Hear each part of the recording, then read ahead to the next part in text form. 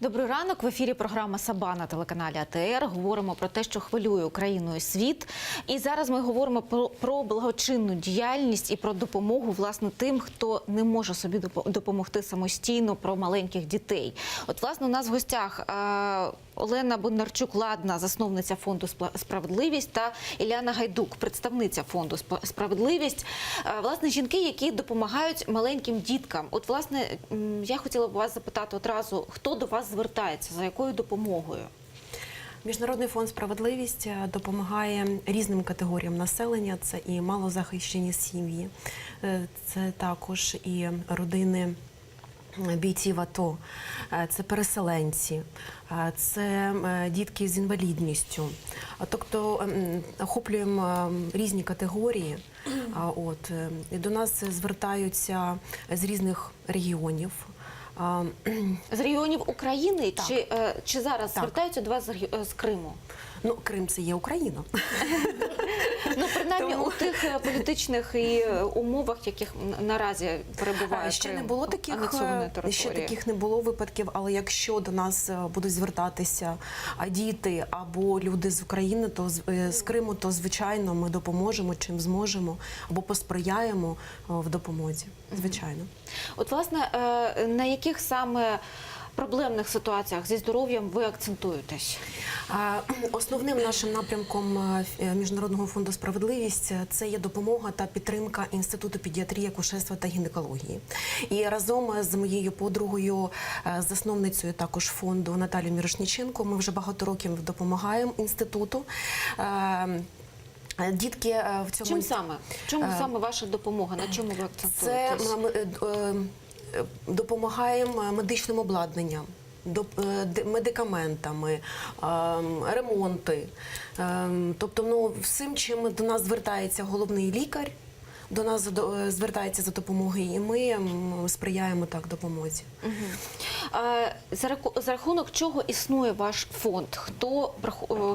Звідки приходить допомога? Тому що досить розгалужена діяльність, вона вся заакцентована на дітках, але досить розгалужена діяльність. От хто вам допомагає? Ми беремо участь у грантах, міжнародних грантах, в наших грантах. Беремо, також нам допомагають спонсори, меценати, звертаємось, пишемо листи. Якщо є якась потреба, то ми пишемо листи, звертаємось і нам відгукуються. Також наші друзі,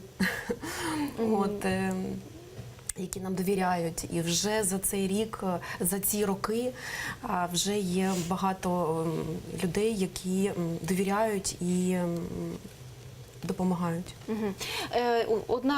Один з напрямок вашої діяльності – це допомога діткам-сиротам, які живуть у дитячих будинках. От, власне, на чому ви акцентуєтесь? Що ви робите для них?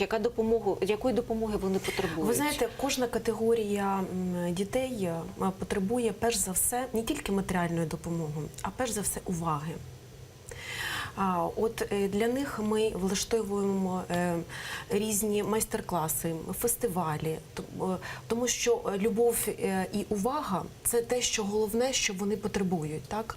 От і фотосесії різні, на свята робимо їм майстер-класи, так, влаштовуємо свята, аби вони себе відчули в любові, і дійсно таке свято.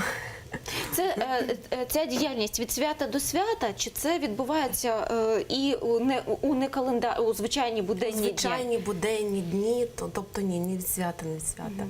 Є в нас робочий телефон, тобто кожен день ми працюємо зранку до ночі, це вже стало нашим таким основною нашою роботою. Тобто спочатку починали як волонтери, як просто небайдужі люди. Так, а зараз з Наталією у нас велика вже колектив, команда, які працюємо.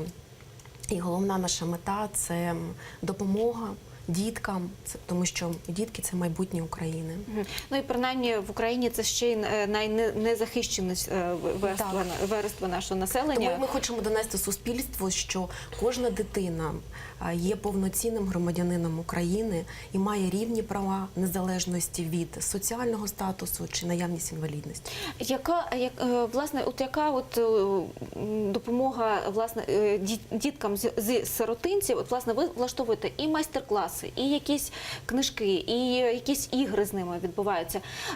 Яким чином це їм допомагає? От вони отримують атмосферу любові, вони отримують, розуміють, що про них піклуються. Яким чином це допомагає їм вирости у повноцінних громадян? Любов, вона взагалі дуже важлива. Да? І коли ми даруємо її один одному, то звичайно, що вона дає результати. Наприклад, я долучилась до фонду не так давно, але з чого почалась моя діяльність? З того, що я приїжджала в дитбудинки, в лікарню, була на заходах, що присвячені діткам з інвалідністю.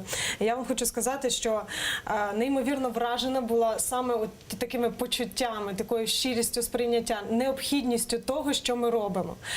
Тому з радістю долучилась до такої роботи волонтерської, до допомоги, тому що діти просто вони настільки на віддачу, вони сприймають все.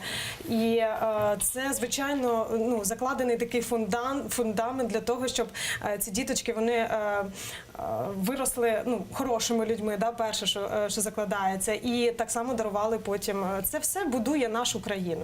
Такою вона має бути. Зараз важкий час війни, нам всім важко, ми кожен переживаємо її по-своєму, але тільки об'єднавши наші сили, ми зможемо досягти хороших результатів, зберегти себе. Я сприймаю Україну як велику родину. І тому, якщо є в цій родині проблеми в тій сфері, наразі я дотична до цієї сфери. І тому кожен з нас максимум має докладати зусиль, щоб допомагати один одному. Крім того, в фонді є волонтерський рух. Тобто будь-яка людина може запропонувати свою допомогу в будь-якій сфері. Якщо він, наприклад, фотограф, він може запропонувати, у нас наступна фотосесія буде для сіті-лайтів, розміщені дітки з інвалідністю, які займаються творчістю, вони будуть показувати на своєму прикладі, як можна себе в житті реалізовувати, як можна долати ті хвороби, все, і жити повноцінно. То фотограф, яка до нас долучається, вона безкоштовно долучається. Потім будь-які в кого є авто, вони можуть нам допомагати речі перевозити. Хтось журналістською діяльністю займається, хтось майстер-класи проводить. Тобто будь-яка людина в своїй сфері діяльності, вона може бути корисною для справи, такої, що пов'язана з дітками, взагалі, будь-яких різних категорій. От, пані Уляно, ви наразі просто розвіюєте міфи про те, що суспільство втомилося від війни, суспільство досить соціально втомлено. Воно втомилося, але ви знаєте, суспільство... Але не втомилося допомагати. Звичайно. Також ще ми проводимо в школах лекції, що таке волонтерство і що таке благодійність. Тому що, мабуть, вже волонтерство трошки суспільство сприймає по-іншому. І дітки дуже сприймають. І ми були вражені, наскільки діти маленькі, 3-й, 4-й клас, готові до благодійності. Ви розумієте, це ж все, це ж велика робота. І велика робота і родини, і суспільства. Тому ні, суспільство, так, воно втомилося від війни, але воно не втомилося воно бажає бачити могутню державу Україну. І все для цього саме суспільство готове це робити. Об'єднуватися, аби Україна була сильна, могутня і багата. Я б хотіла повернутися до вашої роботи з дітками, у яких є особливі потреби, які інваліди. І, власне, у вас була нещодавно акція, яка була присвячена діткам, яким важко дихати. От у нас є відео, а ви, будь ласка, розкажіть, власне, у чому ваша допомога, на чому ви акцентувались, на яких дітках, що ви зробили і яким чином можна допомогти ще, чим можна допомогти, чого вони потребують? В інституті педіатрії, акушерства і гінекології є реанімація, де Відразу після народження дітки, якщо є якісь вади, потрапляють в реанімацію. І так сталося, що в реанімації всього є один апарат в штучній вентиляції легень. На жаль, і іноді буває така ситуація, що лікарі вимушені вибирати між дітками. Дитинку підключати до апарату штучного дихання. Тобто, розумієте, наскільки важливо це? З бюджету не виділяється жодної копійки на апарати. Тобто виділяються кошти маленькі, мізерні на медикаменти, на зарплатню, теж це все мізерне. Так? А на апарати, те, що важливо для діагностики, так? Те, що важливо, аби дитина дихала, держава не виділяє кошти, на жаль, і змушені благодійники, і взагалі наш народ змушений оцю важку ношу брати на себе. Да, брати те, що повинна виконувати держава, влада, беруть на себе звичайний народ. Люди. Так, звичайний народ. І А що ви зробили і чи досягнули ви своєї мети? Чи купили ви цей апарат? Ну, наразі акція триває. Апарат коштує Можете про близько неї зараз мільярда. розказати. Можливо, зараз хтось з наших глядачів може долучитись до цієї допомоги і допомогти маленьким новонародженим діткам отримати дихання. Звичайно, так. Акція називається «Допоможи дитині дихати». до нас вже долучилися такі, як сальто назад Саша Тап. До нас до цієї акції без обмежень Сергій Танченіць. Ми вже зробили благодійний маленький концерт. І дуже вдячні цим хлопцям, що вони долучилися до акції, прийняли участь. І таким чином ми вже трошки... Так, збираємо кошти. Апарат коштує близько 1 мільйона гривень. Тобто сума величезна. Збираємо її всім світом, всіма можливими способами. Це відкриті рахунки, це проведення благодійних концертів. Також в офісах, якихось установах ми пропонуємо ставити такі баночки, які розмальовували самі дітки, або скриньки, для того, щоб кожен українець міг... там своїми коштами, да, які він може собі дозволити допомогти в придбанні цього апарату. Тобто, допомогти дитині дихати. Так, і тому ми будемо дуже вдячні, якщо глядачі наші, хто нас чує, бачить, також долучаться до цієї акції. І я вірю в те, що ми разом зможемо зібрати ці кошти. В нас, я повторюсь, да, проводяться благодійні концерти, куди залучаються зірки. І наразі всю допомогу, яку ми можемо, ми її направляємо на те, щоб шкільні ярмарки, наприклад. Проводиться в школі ярмарка, виручені кошти також переходять на апарат штучного дихання. Тобто зараз ця акція, вона є в пріоритеті, да, тому всі наші сили направлені суто туди, тому що, розумієте, час він теж грає проти нас. Насправді дітям вже потрібна допомога. І це не там за нашим бажанням, ми собі обрали там цей апарат. Ні, є дійсно нагальна потреба, і задовольнити її треба, на жаль, нам всім разом. Тому, будь ласка, долучайтесь, можете заходити на нашу сторіночку у Фейсбуці, бачити інформацію. В нас є сайт, в нас є всі документи підтверджуючі, які необхідні для того, щоб довіритись, і потім ми впевнимося в результатах того, що ми дійсно закупили ці апарати. Тому розумію, що фондам зараз не так легко довіритись, кожен і так в скрутному становищі країна, але без довіри, так само ми її не побудуємо. Є такі необхідні речі, від яких залежить життя і життя маленьких українців. Тому запрошуємо до діяльності фонду і, звичайно, до допомоги. У мене ще одна, це дуже важлива тема, власне, допомогти дитині дихати, новонародженні, але є ще дітки, які залишаються сиротами не з власної волі, у яких забирає батьків війна. Є дітки-переселенці, є дітки, які живуть у сиротинцях, у притулках. Це різні групи дітей. І не просто різні, це і психологічно, і матеріально вони потребують різної допомоги. От трошки про ці групи діток, яким теж потрібна допомога, і яку ви можете, яку через вас можуть надати люди, які хочуть допомогти. Звичайно, допомагаємо діткам-сиротинцях, як вже було зазначено. Окрім того, що забезпечуємо матеріально, це якісь там подарунки, нагальні речі, все, ну, що до нас звертаються, ми збираємо, відправляємо. По-друге, це увага, да? Тобто, знову ж таки, проведення майстер-класів різних. Що стосується діток воїнів АТО, я безпосередньо також, знаєте, входжу до тої категорії, яка, ну, через війну я втратила брата, і тому я прекрасно розумію, що таке втрачати рідну людину і продовжувати життя. І життя, знаєте, таке, воно мені... Україна стала ще дорожча і мусимо зробити все, аби тут було все добре. Ви отримали моральну підтримку від українців? Величезну підтримку я отримала суто від нашого українського народу. Не від влади, яка просто вона нехтує всіма, ну, нашими, да, досягненнями хлопцям, відданістю житті всіх.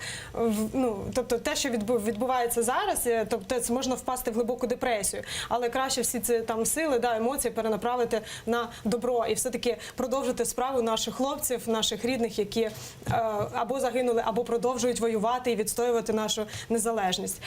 В багатьох випадках, да, є діточки, які або втратили батьків, або просто втратили увагу батьків, да, тобто вони на фронті, або це в тата може бути там психологічно, да, йому треба перелаштуватись і так далі. Як можуть допомогти? Що саме роблять Міжнародний фонд волонтери? «Справедливість», він і допомагає емоційно. Так?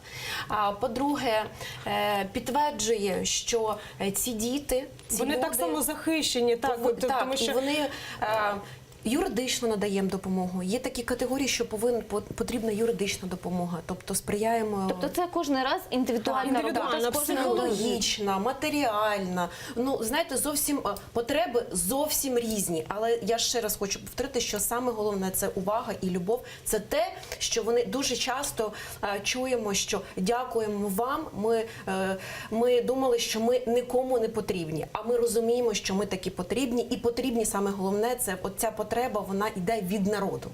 Від народу. Один одному, так і тому міжнародний наш фонд, він намагається, ще раз хочу повторити, допомогти різним категоріям і намагаємося допомогти всім, чим можемо. От я хотіла все ж таки повернутися до питань новонароджених діток і акції «Допоможе дихати». Чи був у вас досвід подібних акцій, і які медичні приладдя ви вже купували, і вони вже працюють, і вашу роботу можна побачити фактично? Фактично можна побачити. У нас за минулий рік, 17-й рік, у нас є навіть звіт, тому що в Інститут педіатрії, гінекології ми закупили 5 апаратів, це близько 1 мільйон гривень. От ці апарати є, звіт є у нас на сайті, звіт можна побачити в Фейсбуці. Також можна звернутися до Інституту педіатрії, акушерства, гінекології або до головного лікаря, запитати, хто ми і що ми зробили. От, і хочемо також висловити і подякувати нашим спонсорам, які відгукнулися і закупили ці апарати. Апарати, власне кажучи, а як реагує на вас медперсонал медичних? Тому що, ну, насправді досить складна ситуація з зарплатами медичних працівників. Це точно, так. І вони бачать, вони знаєте, теж... у нас така дружня родина там. Чому? Тому що вони також відчувають себе нікому не потрібними. І от в нас вони бачать таку, знаєте, от надію. Да? Чому? Тому що ми не забуваємо їх привітати до Дня медиків. У нас створена була наглядова рада. І ми туди з Наталією Мірошниченко входимо в наглядову раду. Чим саме займається рада? Наглядова рада чим займається? Знаєте, спочатку я почала допомагати Інституту педіатрії ще 10 років тому. Але я була одна, і одні, ви ж розумієте, да, що дуже важко. І з кожним роком приєдналася Наталія Мірошниченко, ще приєдналися люди. І така, знаєте, вже є колектив, команда. І, звичайно, коли нас багато, да, то можна більше проєктів зробити, більше якихось медикаментів і апаратів купити. І була створена юридично офіційна ця рада. порада, аби у нас була можливість офіційно звертатися до спонсорів, так, і також контролювати. Тобто ми маємо право контролювати. Якщо ми купуємо апарати, ми їх ставимо на баланс інституту, так, і маємо можливість контролювати, щоб цей апарат був там. Ми приходимо через деякий час, дивимося, що він працює. Тобто ви стежите так, за... ми відстежуємо, щоб все було так. Відстежуємо. Також обговорюємо якісь потреби нагальні. А самі лікарі до вас звертаються за допомогою?